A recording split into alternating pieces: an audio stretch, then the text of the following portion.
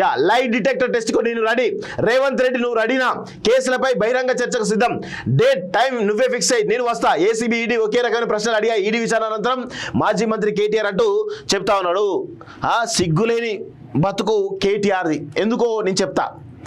గతంలో drugs case, మాదక ద్రవ్యాలకు సంబంధించినటువంటి కేసు తెరపైకి వచ్చినప్పుడు రేవంత్ రెడ్డి వైట్ ఛాలెంజ్ అనేది ఒకటి విసిరిండు. దానికి స్పందించింది ఎవరు?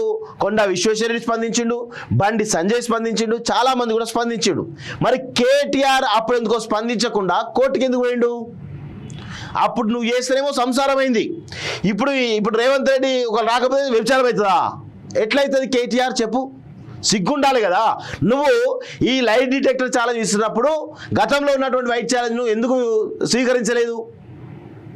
అంటే ఎంత అంటే వాస్తవంగా కూడా కేటీఆర్ అనేవాడు మాదక ద్రవ్యాలకు బానిసైందా లేదని మనకు తెలియదు. కానీ అప్పుడు రాకపోవడం వల్ల, వైట్ ఛాలెంజ్కి రాకుండా ఆయన రక్త నమూనాలు ఇవ్వకపోవడం వల్ల ఈరోజు ఆయన మాదక ద్రవ్యాలు ఏమైనా తీసుకుంటున్నా అనేటువంటి అనుమానాలు తెలంగాణ సమాజంలో కలిగాయి. వాస్తవమేమో.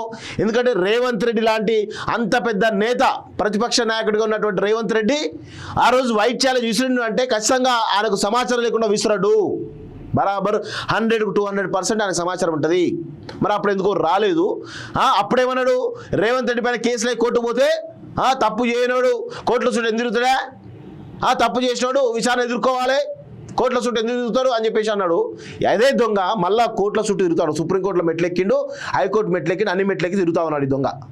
ఏమంటారు అని అంటే వీళ్ళు అధికారంలో ఉన్నప్పుడు ఏ విధంగా బిహేవ్ చేసారు, అధికారంలో దిగిన తర్వాత ఏ విధంగా బిహేవ్ చేస్తున్నారు, అన్ని రకాల కొనలు, పాలనా విషయంలో కానీ, అడ్మినిస్ట్రేషన్ విషయంలో కానీ, పార్టీ పాలన విషయంలో కానీ, కామెంట్స్ విషయంలో కానీ, అన్ని రకాల విషయంలో కూడా.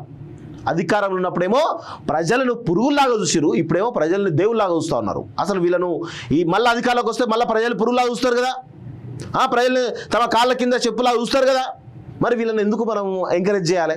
ఒకసారి తెలంగాణ సమాజం గ్రహించాలి వీళ్ళు చేసేటువంటి దుర్మార్గాలు. నేను చెప్తా ఉన్నాను కదా, మన తెలంగాణకు అత్యంత నష్టం చేసింది ఆంధ్ర పెట్టుబడిదారి పెద్దదారి వర్గాలు ఎవరైతే ఉన్నాయో వాళ్ళందరూ చేసిరు.